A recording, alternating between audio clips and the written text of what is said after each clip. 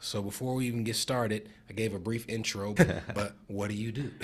Yeah, so I am the CEO. I call myself the chief hope dealer of Super Money Kids.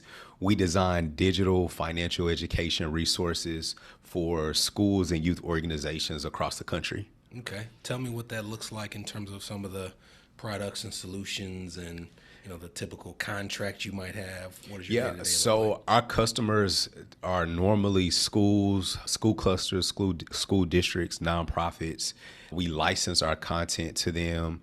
We deliver modules. We design them for K through 12. So we're not teaching elementary students about retirement. We're talking to money in a way that they can relate to at their age. Okay, let's go back and figure out why that became a passion of yours. Take me back to the beginning and tell me about young Courtney. What was childhood like? Yeah, young Courtney. The interesting thing about childhood is you don't really know what it's like until you're an adult and you're looking back on it. Because when you're a kid, you just kind of living.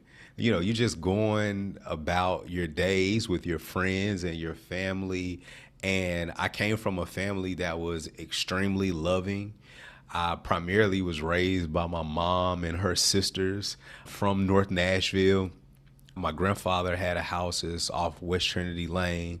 My grandparents, in true like black family way, were married and lived in separate houses for a long time for reasons that worked out for them. And so my grandmother lived in on a house that was 27th Avenue North.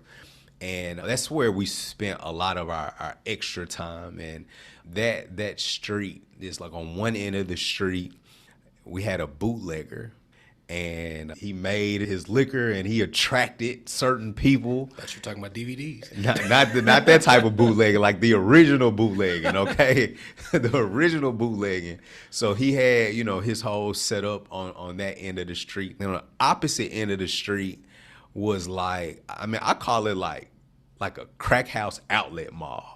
It was just like house after house, like, just dope house, dope house, dope house. And I remember how protective my family was of me at that time. But my point of bringing that up was I didn't come from a place where there was a lot of money or a lot of wealth.